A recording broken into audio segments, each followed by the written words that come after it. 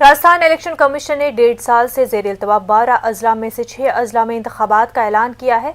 भरतपुर, दौसा, जयपुर, जोधपुर, सवाई माधोपुर और सिरोही के लिए इंतखाबी शेड्यूल जारी कर दिए गए हैं।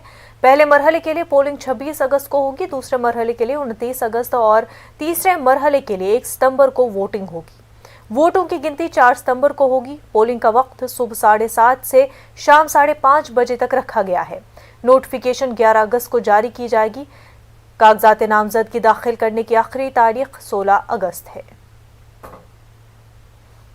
इस घोषणा के अनुसार इन जिलों में चुनाव 3 चरणों में होगा। 3 चरणों में प्रथम चरण के लिए चुनाव 26 अगस्त को होगा, दूसरे चरण के लिए चुनाव 29 अगस्त को होगा और तीसरे चरण के लिए चुनाव 1 सितंबर को होगा तथा मतगणना 4 सितंबर को करवाई जाएगी। 6 और 7 को जिला प्रमुख, प्रधान तथा 7 को उप प्रधान और उप प्रमुख के चुनाव करवाए जाएंगे।